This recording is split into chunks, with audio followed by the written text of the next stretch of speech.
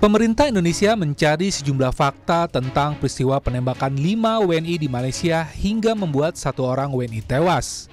Kemarin, 28 Januari 2025, Kemenlu dan KBRI Kuala Lumpur berhasil menemui WNI yang menjadi korban luka dalam peristiwa penembakan oleh APPM di Malaysia. Dari kesaksian 2 WNI korban penembakan yang selamat, menyebut kapal yang mereka tumpangi ditembaki oleh APPM di Malaysia sebanyak 10 kali tanpa adanya perlawanan. Pihak APPM meletuskan beberapa tembakan yang kurang lebih oleh keterangan dari para korban adalah kurang lebih 10 tembakan. Sehingga bot itu berhasil lari dan tidak bisa dikejar lagi oleh APPM. Kami dari fakta-fakta di lapangan pada saat ini masih belum menemukan adanya perlawanan yang dilakukan oleh warga Indonesia. Sebelumnya, kepolisian Malaysia mengklaim tembakan yang dilepaskan untuk membela diri karena kapal patroli Badan Penegakan Maritim Malaysia ditabrak oleh kapal lain. Kita percaya bahawa masa ini mereka cuba keluar balik ke negara mereka. Jadi dalam proses itu, di perairan tersempat dengan pihak berkuasa APMM. Waktu itulah berlaku insiden ini. Jadi apabila ada pihak yang menyerang pihak berkuasa ini dalam usaha mempertahankan diri, mereka telah melepaskan tembakan dan mengena kepada sebilangan mereka ni. Okey. So yang kita jumpa sekarang 5 orang ni, 1 dah meninggal, 4 dalam merawatan pihak hospital. Pakar hukum internasional Hikmahanto Juwana menilai pemerintah Indonesia harus mengawal proses hukum terhadap kasus penembakan WNI oleh APPM di Malaysia. Karena salah satu yang menjadi poin pembuktian penting WNI Indonesia bersalah atau tidak dalam persidangan adalah adanya proses perlawanan atau tidak saat peristiwa penembakan terjadi. Kalau misalnya harus masuk ke persidangan, karena ingat, peradilanlah yang akan menentukan benar atau salahnya, tepat atau tidaknya. Jadi ini proses masih panjang menurut saya kalau misalnya seperti sekarang ini, kecuali kalau misalnya ternyata memang ada tanda kutip ya kesalahan dari warga negara kita dan dilakukan perlawanan untuk melumpuhkan. Pelanggaran begitu, terus ada perlawanan, harus ada penembakan hingga menyebabkan 1 warga negara kita tewas. Prof. Nah itu kita nggak tahu, makanya itu perlawanan seperti apa. Karena memang yang datang ke sana adalah yang tidak terdokumentasi, artinya izin dan lain sebagainya tidak ada. Hari ini, Kementerian Luar Negeri dan KBRI Kuala Lumpur memulangkan 1 jenazah WNI korban penembakan APPM di Malaysia ke kampung halamannya di Pulau Rupat, Provinsi Riau. Sementara 4 WNI lainnya masih menjalani perawatan di Malaysia karena 2 WNI masih dalam perawatan intensif pasca menjalani operasi. Tim Liputan, Kompas TV. Saudara, kesaksian WNI korban penembakan APMM di Malaysia memastikan tidak ada perlawanan yang dilakukan saat peristiwa penembakan terjadi. Namun, polisi Malaysia menyebut penembakan dilakukan sebagai bentuk upaya bela diri. Lalu sejauh mana ketentuan pengadangan terhadap kapal di dalam wilayah perairan? Kita bahas bersama dengan mantan Kepala Badan Intelijen Strategis TNI, Soleman Ponto, dan juga Kepala BP3MI Riau, Fani Wahyu Kurniawan. Selamat petang, Bapak-Bapak. Selamat petang. Selamat sore. Dengan Maidop di sini saya mau ke Fani terlebih dahulu. BP3MI ini kan melakukan advokasi kemudian juga pendampingan ya bersama KBRI terhadap 4 orang yang saat ini masih dirawat, dan juga bagaimana kemudian advokasi untuk mendampingi mereka pada saat pemeriksaan di sana. Baik, Mbak Maidon, sampaikan bahwasanya kami dari KP2MI pertama memang jadi tusi kami untuk bisa memfasilitasi pekerja migran itu untuk pulang ke wilayah negara Indonesia, baik itu yang terdokumen maupun yang tidak terdokumen. Artinya dengan kasus yang ini peran kami tentunya memfasilitasi penuh dengan informasi bahwasanya hari ini kami telah memulangkan atau menjemput fasilitasi korban jenazah atas nama Basri untuk dipulangkan ke rumah duka di daerah Rupat Bengkalis. Saat Dari ini pun hasil, kami juga Gimana, Pak? Untuk pemulangan kan memang sudah, tadi kami juga sudah punya informasinya di Kompas Petang hari ini. Kalau untuk pemeriksaan dari 4 warga negara Indonesia yang masih dirawat di sana, informasi yang bisa digali oleh BP2MI, temuannya ini ditembak karena melawan atau seperti apa? Iya, mohon maaf izin Mbak Maido karena memang seperti yang tadi Pak disampaikan sama Pak Yuda dari Menlu bahwasanya untuk keempat memang masih dalam 4 korban ini masih dalam pemeriksaan atau perawatan di rumah sakit. Artinya informasi tersebut masih digali oleh teman-teman perwakilan.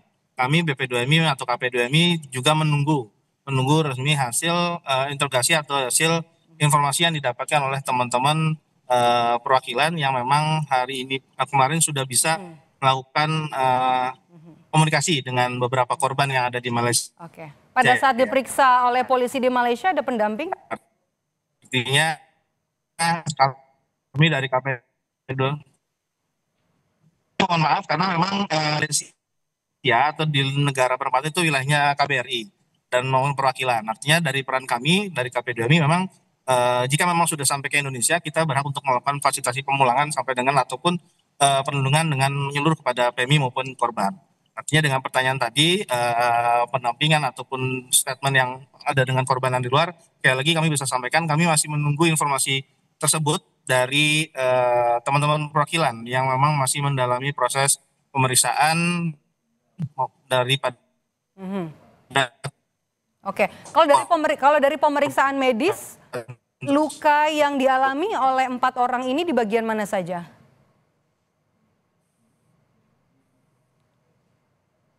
Pak Fani? Oke, kita coba untuk nanti bergabung dengan Pak Fani dari BP3MI. Saya mau ke Pak Soleman terlebih dahulu. Pak Soleman, ini juga jadi perhatian ya untuk aturan main begitu ya. Mungkin Pak Fani, kami nanti akan kepada Anda. Saya mau ke Pak Soleman terlebih dahulu. Oke, tahan dulu Pak Fani, saya mau ke Pak Soleman. Pak Soleman, ini juga jadi menarik ketika kita bahas soal aturan main. Ketika ada warga negara asing masuk wilayah perairan, sebenarnya SOP atau aturan mainnya gimana sih Pak? Untuk masuk ke perairan itu kan sudah ada aturannya, dia harus bawa paspor dan lain-lain, itu sudah aturan standar, itu sudah ada itu. Jadi bukan barang baru kalau masuk begitu ya, sudah ada. Yang jadi masalah kan penembakan.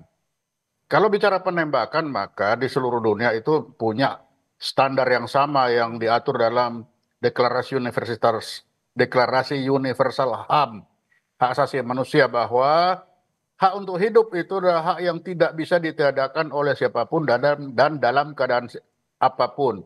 Sehingga menembak mati orang ini adalah satu kesalahan. Nah, kita lihat dari apa yang terjadi, petugas Malaysia itu kan berupaya untuk mencari alasan, yaitu dia mengadakan perlawanan sehingga ditembak mati. Nah, itu artinya apa? Ada larangan untuk menembak mati. Sama berarti seluruh dunia. Sehingga kalau ini tertembak lalu mati, nah ini harus dibuktikan di pengadilan nanti. Apa yang terjadi? Kita tidak bisa berbicara di luar pengadilan kalau sudah seperti ini. Oke, sebelum sampai ke arah pengadilan Pak, maaf saya potong. Sebelum sampai aturan kan sebenarnya sudah ada. Tapi ketika ada warga negara asing ini kan karena ada konflik begitu ya. Informasi dari apa yang disampaikan oleh polisi dari Malaysia ini menyebut ada upaya perlawanan, kemudian begitu ya, kemudian juga membawa senjata. Dan kemudian ini juga seperti kalau dari pihak Indonesia menyebut ada beberapa pihak yang bilang kalau ada sejumlah kejanggalan. Anda membacanya, menganalisanya seperti apa? Iya betul, jadi apa yang disampaikan, jadi kalau saya lihat petugas ini sudah merasa salah bahwa ada orang mati itu. Untuk itu malah bahkan mereka mencari pembenaran. Pembenaran itu dengan menyatakan seperti tadi bahwa dia bawa senjata, dia bawa parang, dia melawan. Nah, jadi walaupun mereka penyeludupan masuk itu bukan alasan untuk ditembak mati. Kalau diseludup masuk ya tangkap. Ada aturan yang dilanggar itu. Tapi tidak bisa langsung harus seperti itu. Itu tidak bisa. Oke. Jadi apapun itu nanti ya di pengadilan ujungnya. Sekarang sangat kelihatan kan mereka mencoba mencari alasan, pembenaran supaya yang terlihat mereka benar. Ya itu wajar biasa. Itu terjadi di mana aja seperti itu. Yang Anda analisa apa yang tidak masuk akal, kemudian yang janggal sehingga aparat melakukan excessive force ini? Ya, excessive use of force seperti ini tidak terjadi di Malaysia saja, di Indonesia juga suka terjadi seperti ini. Sehingga kalau dilihat dari sisi petugas, ini biasa, hal yang biasa terjadi. Bahwa kalau tertembak lalu mati cari alasan, nah itu biasa. Nah lalu yang ini kan masuk, sudah dilihat dia masuk tanpa identitas atau menyeludup, keluar juga menyeludup. Nah ini risiko. Jadi risiko kalau kita masuk melalui menyeludup, keluar juga menyeludup, tidak dengan aturan main yang ada, ya ini adalah risiko. Ini ada pelajaran bahwa tertembak seperti ini adalah risiko. Oke, Anda melihatnya apa yang seharusnya dilakukan oleh APPM pada saat situasi tersebut? Kalau kita lihat kan, apakah harus ada tindakan tembakan peringatan? Kondisinya juga saat itu dini hari masih gelap, Pak. Itu standar itu sudah ada, harus ada peringatan, harus ada itu pasti sudah ada. Dan mereka tahu itu. Buktinya kan dia berupaya mencari alasan. Mereka mengadakan perlawanan, mereka ada parang. Nah itu tahu dia. Udah pasti sama lah dengan kita. Bahwa tata cara untuk menembak itu ada. Polisi itu ada standar. Ada standar. Seluruh dunia sama bagaimana perlakuan terhadap orang sipil atau orang-orang yang melanggar hukum. Itu ada sama. Sehingga tertembak seperti ini itu bisa digolongkan excessive use of force yang tentunya nanti akan di pengadilan ujungnya. Itu udah pasti seperti itu. Oke, saya ke Pak Fani. Pak Fani sudah kembali bergabung melalui sambungan telepon. Dari hasil advokasi kemudian juga pendampingan kepada 4 warga negara Indonesia yang saat ini masih dirawat di rumah sakit. Hasil pemeriksaan medisnya Pak, lukanya di bagian mana saja Pak? Apakah sama di bagian tubuh yang sama gitu? Ya, baik Mbak Medo. Berdasarkan informasi dari profil yang kami dapat, memang dari kronologis atau luka yang memang dialami, memang rata tidak sama. Kalau yang korban ini secara hasil dia luka untuk tembak lari ke arah leher. Tapi untuk yang lainnya itu ada yang kaki atau ada yang bagian perut. Dan ini memang resminya memang belum keluar dari informasi dari teman-teman KBRI atau perwakilan atau Kemlu yang ada di sana. Tapi informasi didapat bahwasanya luka-luka dari masing-masing korban ini berbeda-beda. Seperti itu Mbak Misal. Oke, ada kecurigaan tertentu tidak dari bekas luka yang dialami oleh keempatnya? Ada izin aja apa Mbak? Mohon maaf. Ada kecurigaan tertentukah melihat dari bekas luka yang diderita oleh 4 orang ini? Ya, belum sampai ke batas itu. Artinya pemeriksaan detail masih dilakukan oleh pihak rumah sakit untuk luka-luka. Tapi pengembangan yang selanjutnya kami masih menunggu informasi juga Mbak. Jadi bisa kami sampaikan bahwasanya lukanya tersebut memang masih berbeda-beda antara keempat korban tersebut yang ada di rumah sakit Mbak. Sampai dengan saat ini masih menunggu hasil konfirmasi atau hasil dari perwakilan untuk yang bisa komunikasi langsung dengan pihak rumah sakit ataupun dengan pihak korban langsung. Pertanyaan terakhir saya untuk Pak Soleman, ini jadi menarik Pak. Bagaimana kemudian untuk bisa memastikan pengusutan kasus penembakan ini bisa transparan, artinya bukan hanya dari sisi Malaysia tapi Indonesia atau fair lah, bisa secara transparan, objektif? Itu sudah ada di kedutaan besar itu, Mbak. Jadi di kedutaan besar sudah ada bagian yang mengurusi, bagian konsuler itu namanya. Mereka lah yang mengurusi begini. Bantuan hukum terhadap korban, bantuan hukum kepada warga negara kita di Malaysia seperti itu di mana-mana sudah ada. Jadi sudah ada bagian konsuler yang akan mengurus ini. Itu sudah ada. Jadi, nah mungkin yang akan menjadi masalah bagi KBRI, kalau orang ini masuk tanpa data, nanti kalau ditanya paspor nomor berapa, ada enggak paspornya? Nah, kalau paspor saja sudah tidak ada, ini masalah lagi bagi KBRI. Bagaimana dia mau yakinkan ini orang Indonesia pakai KTP, ya tambah salah lagi. Berarti masuk ada penyeludupan, tidak pakai paspor. Nah, tapi itulah bagian adanya KBRI. Maka ya ini nanti urusan KBRI, bagian konsuler bagaimana penyelesaian itu. Karena apapun ada orang mati, itu aja. Lalu bagaimana? Ya kita serahkan kepada konsuler yang nanti akan menelusuri ini mengapa ini terjadi. Oke. Iya kan? Tapi yang jelas memang dari sini kita bisa lihat ini ada masalahnya apa? Masuk ilegal, keluar ilegal. Akibatnya ini.